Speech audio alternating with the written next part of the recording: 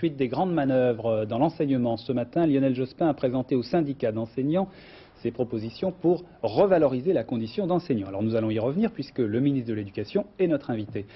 Mais d'abord un retour en arrière sur la loi d'orientation qui devrait transformer l'enseignement demain. Il faut dire tout de suite que les réactions à cette loi d'orientation présentée depuis le début de la semaine ont été plutôt positives. Contenu de cette loi d'orientation, ou plutôt comment nos enfants seront éduqués demain, Chantal Kimerlin.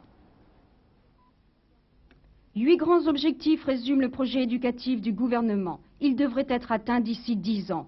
Aucun jeune ne devrait sortir de l'école sans diplôme, au moins égal à un CAP, un BEP ou un bac.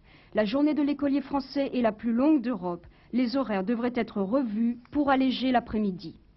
L'année scolaire serait divisée en 5 périodes de travail de durée comparable, séparées par 4 temps de repos suffisamment longs. Les matières enseignées seraient révisées régulièrement par un conseil général des programmes d'enseignement. Les examens seraient simplifiés au profit d'un contrôle continu sur toute l'année, épreuves écrites et épreuves orales.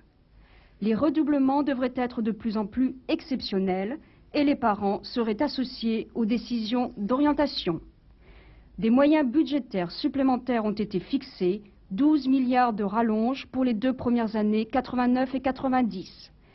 L'idée forte, les professeurs seraient récompensés de leur mérite par des indemnités liées à des tâches et des missions pédagogiques et périscolaires. Voilà donc les principales